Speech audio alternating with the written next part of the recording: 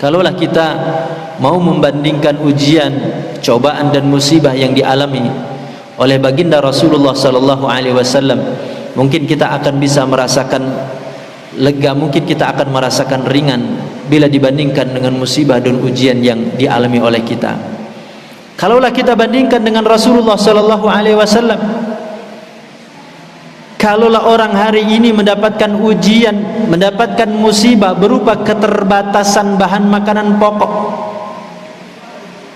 sesungguhnya Rasulullah sallallahu alaihi wasallam pun kekasih Allah, Nabi dan Rasul Allah Subhanahu wa taala, ternyata pun tidak luput dari ujian, dari cobaan keterbatasan bahan makanan pokok.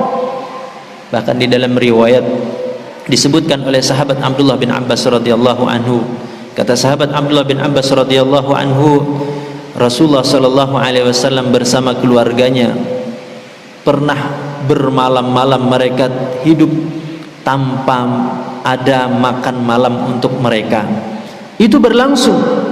Di dalam riwayat yang lain bahkan istri beliau Aisyah radhiyallahu anha menceritakan, kata beliau, pernah kami 2 bulan berturut-turut di rumah kami tidak pernah dinyalakan, tidak pernah memasak, tidak pernah ngepul dapur kami. Kenapa? Karena tidak ada yang dimasak.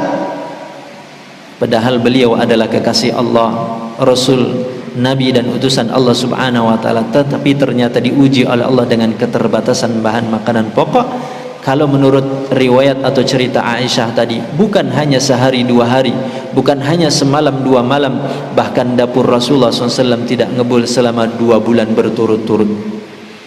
Ketika kita membayangkan bahwa ada orang yang pernah diuji oleh Allah, dicoba oleh Allah Subhanahu wa taala dengan keterbatasan bahan makanan pokok yang sedemikian lama, kemudian kita bandingkan dengan ujian dan cobaan yang mungkin kita alami, mungkin kita belum seberapa dengan apa yang dialami oleh Rasulullah SAW. Kalaupun kita pernah mengalami keterbatasan makanan pokok, mungkin kita hanya berlangsung hanya beberapa kali waktu makan, atau hanya beberapa saat, atau hanya beberapa hari saja bila dibandingkan dengan Rasulullah SAW.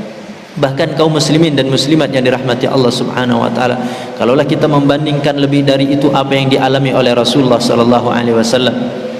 Rasulullah sallallahu alaihi wasallam pernah mengalami embargo. Rasulullah SAW pernah diisolir oleh kaum musyrikin Makkah. Berapa lama Rasulullah diembargo, diisolir? Tidak tanggung-tanggung Rasulullah bersama kabilah Bani Hashim dan Bani Abdul Muttalib selama 3 tahun. Selama 3 tahun itulah Rasulullah dengan Bani Abdul Muttalib dan Bani Hashim terisolir, tidak ada pasokan makanan yang masuk kepada mereka. Orang-orang bahkan kemudian dilarang melakukan transaksi jual beli mereka. 3 tahun dialami oleh Rasulullah SAW, sehingga kemudian merasakan kelaparan, merasakan kesulitan bahan makanan pokok, sampai-sampai di dalam riwayat disebutkan ketika mereka BAB, ketika mereka harus membuang kotoran, ternyata kotoran yang keluar dari tubuh mereka adalah kotoran ibarat kotoran hewan, persis seperti hewan yang memakan dedaunan. Artinya tidak ada makanan yang mereka makan kecuali dedaunan. Ini berlangsung 3 tahun. Ketika Allah Subhanahu wa taala menguji kita hari ini, kemudian kita bandingkan dengan apa yang dialami oleh Rasulullah SAW. Kalau hari ini kita kemudian mengalami yang namanya PSBB, yang mengalami lockdown, tetapi sesungguhnya bahan makanan pokok, sembako, kebutuhan-kebutuhan untuk konsumsi kita hari ini masih bisa sampai kepada kita, masih bisa terjangkau oleh kita, masih mudah untuk kita dapatkan. Tetapi Rasulullah SAW 3 tahun berturut-turut, 3 tahun lamanya diisolir, sampai kemudian mereka tidak mendapatkan bahan makanan pokok, sehingga apa yang mereka temukan itulah yang kemudian mereka makan.